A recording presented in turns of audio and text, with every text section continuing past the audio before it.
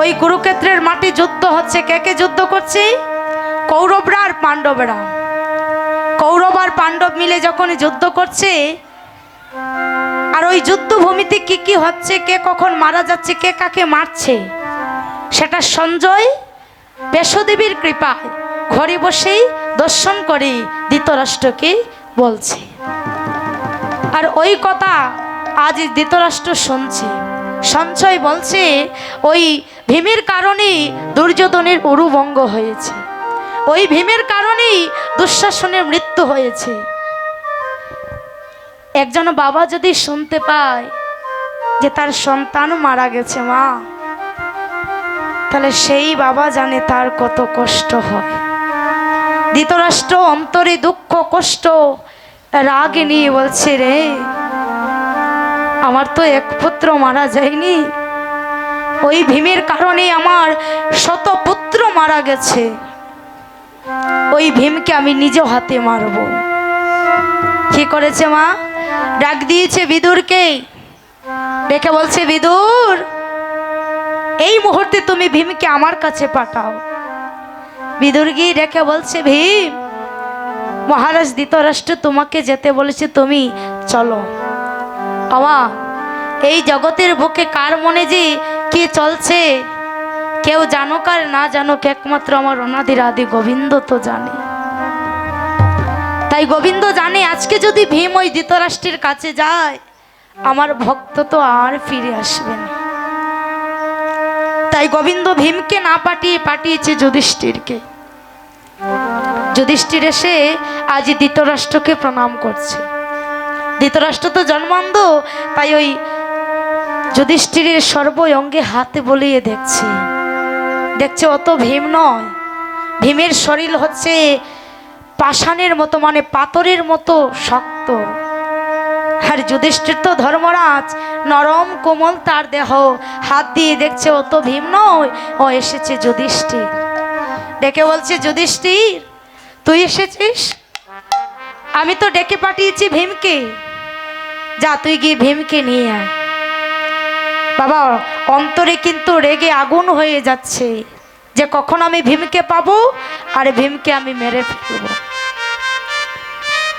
যখন ভীমকে পাঠিয়েছে গোবিন্দ, ভীম যখন গিয়ে প্রণাম করেছে, সঙ্গে সঙ্গে ওই ভীমকে সরিয়ে একটা লোহার ভীম তৈরি করে গোবিন্দের সম্মুখে রাখলো। আর যখন ওই গোবিন্দের সম্মুখে লোহার ভীমটা রাখলো, ধৃতরাষ্ট্র রেগে গিয়ে ওই লোহার ভীমটাকে বক্ষ মাঝে জড়িয়ে ধরে এমনভাবে চেপে ধরেছে, একেবারে তুলোর মতো গরু হয়ে গেছে। একেবারে তুলোর মতো গরু করে দিয়েছে মা। মনে মনে ভাবছে, আহারে আমি নিজ হাতে আমার ভীমকে মেরে ফেললাম। ভীমকে মারার পরেই ওই ধৃতরাষ্ট্র মা বারান্দায় বসে কাঁদছে, ঘরের এক কোণে বসে কাঁদছে। আর সেখানে গোবিন্দ উপস্থিত হয়েছে, আর কৃষ্ণকে ডেকে বলছে, কৃষ্ণ রে কৃষ্ণ, আমি যে বড় অপরাধ করেছি, আমি আজ নিজ হাতে আমি আমার ভীমকে মেরে ফেললাম। আমা ওই যে গোবিন্দ বলেছে, গোবিন্দ সেদিন বলছে, জেঠু কে বলেছে তুমি আমার ভীমকে মেরেছ? তুমি আমার ভীমকে মারতে পারোনি, কারণ তুমি কি জানো না, এই জগৎ মাঝে আমার ভক্ত যারা আছে, এই জগতে যারা আমার ভক্ত আছে, আমার ভক্তের যে কখনো অপমৃত্যু হয় না। এই জগতে যারা কৃষ্ণ বলে কাঁদে, তাদের যে কখনো কারো হাতে মৃত্যু হয় না। এই জগতে যারা কৃষ্ণ বলে কাঁদতে কাঁদতে তাদের জনম চলে যায়। জেঠু তুমি তো জানো না, আমার ভক্তের কখনো অপমৃত্যু হয় না। আজি ধৃতরাষ্ট্র বলছে, অরে কৃষ্ণ একথা সত্যি বাবা, কিন্তু কৃষ্ণ রে আমি তো তোর বাবার সমতুল্য, আমি তো তোর চরণ ধরতে পারছি না। তাই বাবা আমি তোর হাত দুটো জড়িয়ে ধরে আজ তোর কাছে আমি একটা জিনিস চাই, তুই আমায় দেবি? কৃষ্ণ বলছে, জেঠু বলো না তুমি আমার কাছে কি চাও? বলছে, কৃষ্ণ রে, শুনেছি এই জগতে সবাই বলে তোর ওই ভুবন মোহন রূপটা নাকি দেখতে বড় সুন্দর। কৃষ্ণ, কেবল একটি বাড়ির জন্য তোর রূপে দর্শন করতে চাই, একটি বাড়ির জন্য তোকে একেবারে নয়নে দিয়ে দেখতে চাই। আমার এই জন্ম অন্ধ, তো আমার এই নয়নটা তুই একেবারে ফিরিয়ে দিবি। একটি বাড়ির জন্য আমি তোকে দর্শন করতে চাই। আজ কৃষ্ণ বলছে, জেঠু তুমি তোমার নয়ন ফিরে পেতে চাও? আজ কৃষ্ণের নিজ হাতে দিয়ে আজ ধৃতরাষ্ট্রের নয়নে যখন হাত বলিয়ে দিয়েছে, সঙ্গে সঙ্গে গোবিন্দের রূপরূপ দর্শন করছে। হরি বল, হরি বল। আরে যেই গোবিন্দর চরণে রূপ দর্শন করছে, ডেকে বলছে, কৃষ্ণ রে, কৃষ্ণ তোর রূপে দেখতে এত সুন্দর আমি তো আগে কোনোদিনই দেখিনি। তবে কৃষ্ণ রে, জীবনে তো তোর কিছু কোনোদিন চাইনি বাবা। এই নয়নে দিয়ে যখন একবার আমি তোর রূপে দর্শন করে ফেলেছি, তুই আবার আমার এই নয়নটা অন্ধ করে দিনি। তাই গৌর হরি বল, হরি বল। জেঠু এই মুহূর্তে তুমি তোমার নয়নে ফিরে পেলে, আর এখনই বলছো তোমায় অন্ধ করে দেব কেন? বলে, কৃষ্ণ শুনেছি এই জগৎ মাঝে যদি কারো একেবারে কৃষ্ণ দর্শন করা হয়ে যায়, শুনেছি এই জগৎ মাঝে যদি কারো কৃষ্ণ দর্শন করা হয়ে যায়, তার নাকি আর কোনো কিছু দর্শন করতে হয় না।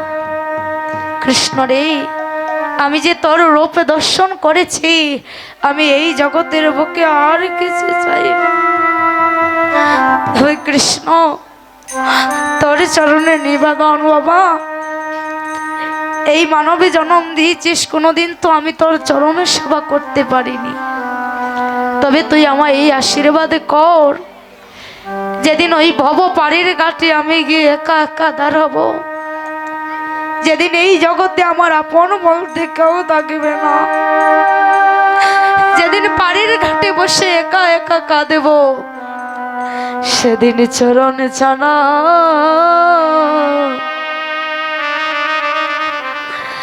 আমায় করো না গো।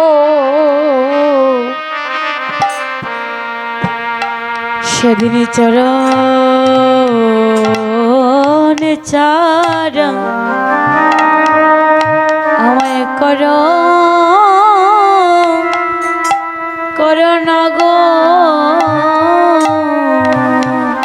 শুধু জন্মে নয়,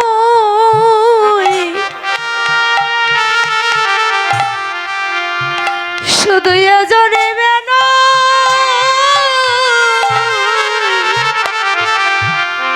প্রতি জন্মে জন্মে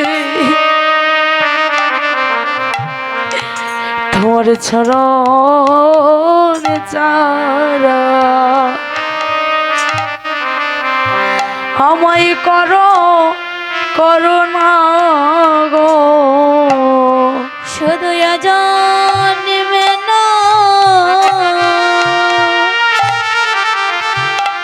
শুধু জন্মে না,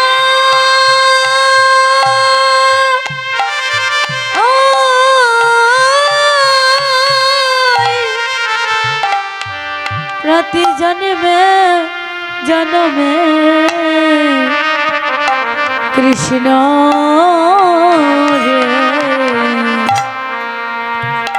তার চরণ ছাড়া আমায় করো না রে। শুধু জন্মে না, প্রতি জন্মে জন্মে তোর চরণ ছাড়া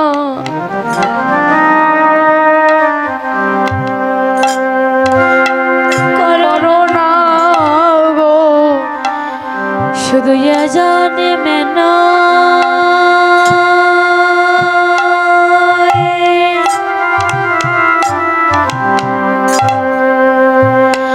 শুধু এ জন্মে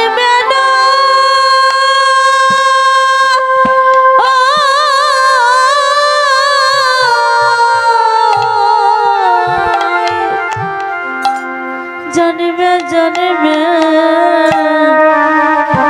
কৃষ্ণ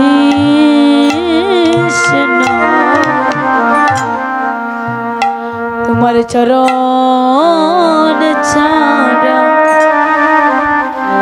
আমায় করো করো নাই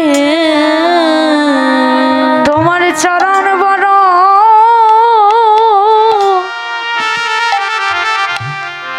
বড় ভালোবাসি, তোমার চরণে ছাড়া তুমি করো না গো। ও তোমার চরণ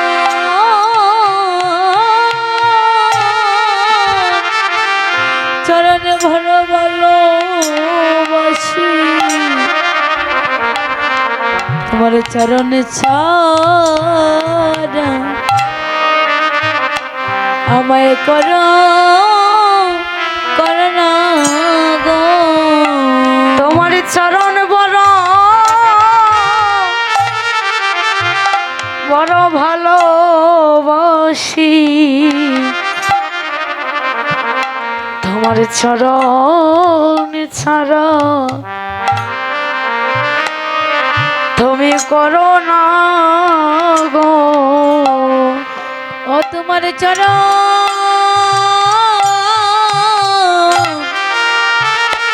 তোমার চরণে বড়